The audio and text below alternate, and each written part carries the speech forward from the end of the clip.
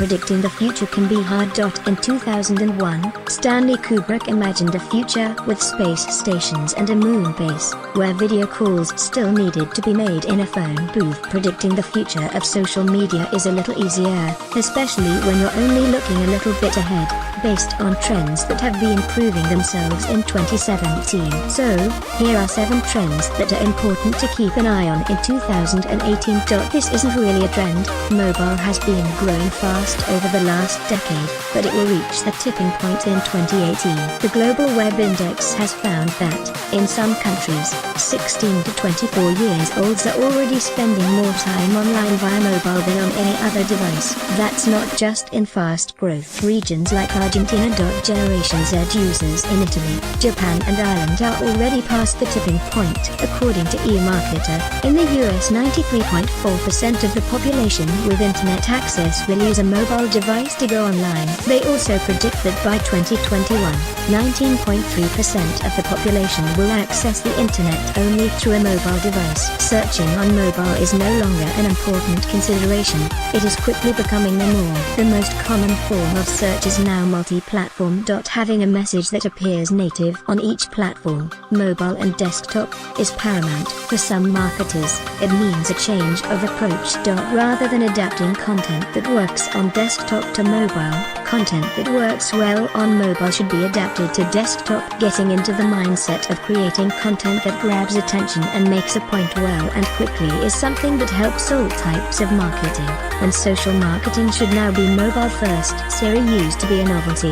Now there is a competent digital assistant housed within every smartphone. Those have been augmented by digital home assistants like Amazon Echo and Google Home. Even phone manufacturer Samsung have created their own Bixby digital assistant, and Amazon's Alexa is now available through their Amazon Music app. Google says that 20% of its mobile search is done through voice, and other analysts claim that 10% of all searches done are voice-based, although they only account for 2% of revenue. By 2020, some predict that 50% of all searches will be done by voice, in part because of the growth of technology such as augmented reality and wearable technology. This means that there should be a shift in SEO from keyword to long-tail key phrases, embedded in blogs and on-site content that better matches conversational search queries versus the typed variety. Google is set to introduce mobile-first indexing in 2018, affectionately known as Mobilegeddon, which will create different search norms based on how people search on mobile. As stated above,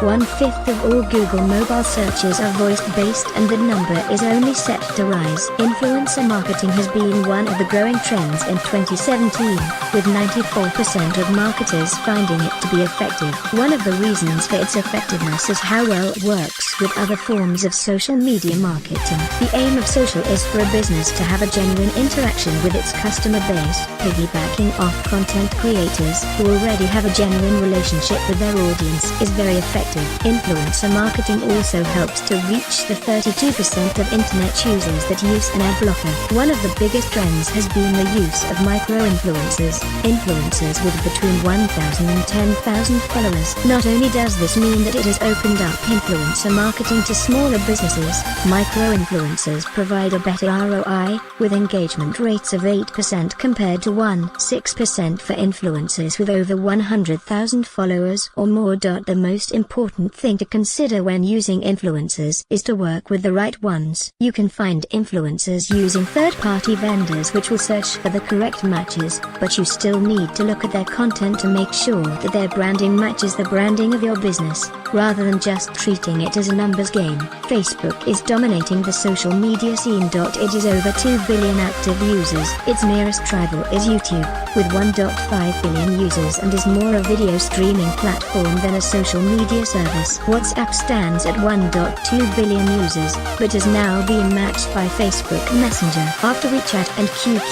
Instagram, owned by Facebook, has 700 million monthly users. That means Facebook has a combined social media reach of nearly 4 billion active users, although there is obviously some crossover in having separate social posting, messaging and visual sharing services. It is taking on and beating its competition. Twitter now has 328 million users, Snapchat has 255 million and LinkedIn has 106 million. Facebook has firmly set its sights on YouTube with several attempts to create a rival video service. Given the quality of content and innovation that Facebook is committed to, it's very hard for new competition to succeed when stacked up against its marketing budget and industry standing. Instagram is adding features to directly compete with, and maybe kill, Snapchat, and Facebook Messenger has stickers to compete with iMessage. For other social platforms, it's bad news. For marketers, it means that sticking with Facebook is a safe bet for the immediate future. Twitter has continued to grow,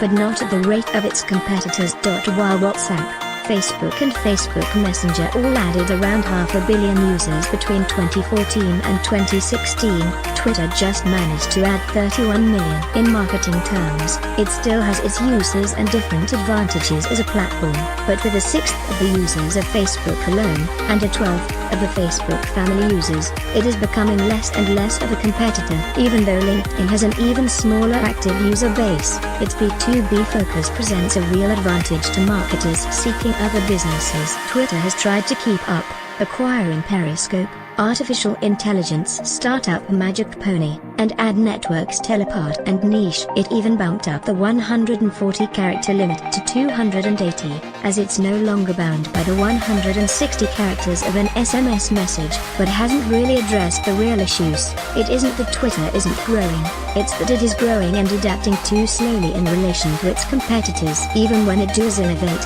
it tends to do so badly.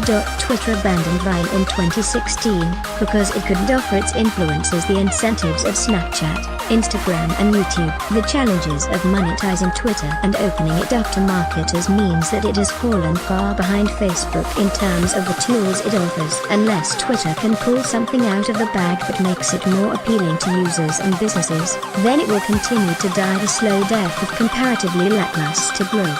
Facebook is investing heavily in AI. Recently, its researchers have taught the AI to mimic human expressions by watching hundreds of Skype conversations. Part of the reason behind this is to make marketing more effective on platforms like Facebook Messenger. Forget the iPhone X's and emoji that copy your facial expressions.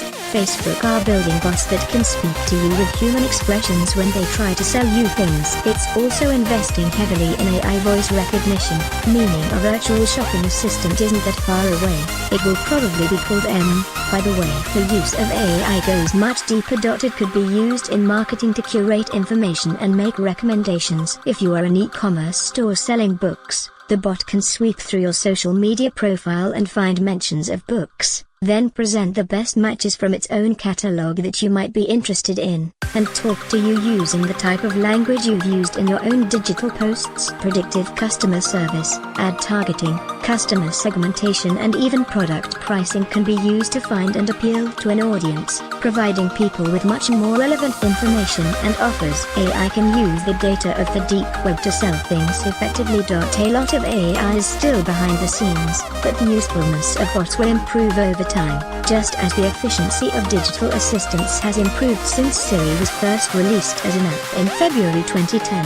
VR is more prevalent than it has ever been. Facebook acquired VR headset firm Oculus, Sony has PSVR, Google has its Daydream VR platform for mobile, and Microsoft is still working on its AR/VR system HoloLens. Decent 360-degree 4K cameras like the Views are now available for $799.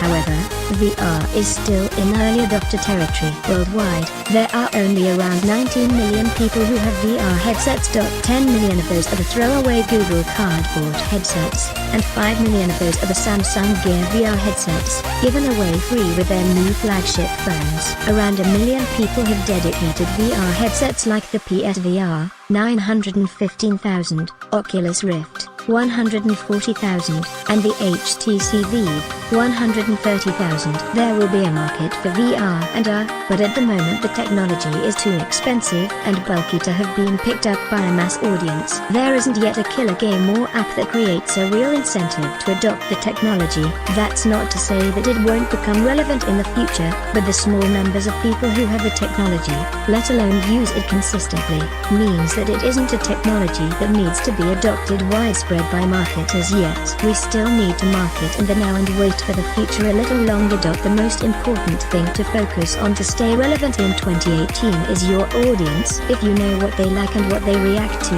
then your content will continue to appeal to them, and the trends that have grown in 2017 and are set to continue in 2018. Using Facebook and influencers seem to be safe bets, but only if that's where the attention of your audience already is. Influencers who write blogs may be better if you have an SEO objective, just as LinkedIn may be preferable if you have a B2B focus. If you meet your audience where their attention already is, on the right platform, with the right content, and at the right point on their customer journey, then you'll be fine. Understanding your brand and understanding your audience is always going to be important.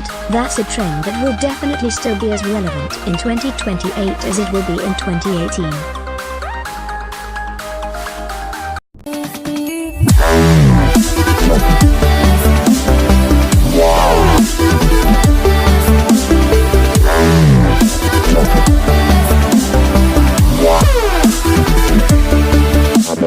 Yeah.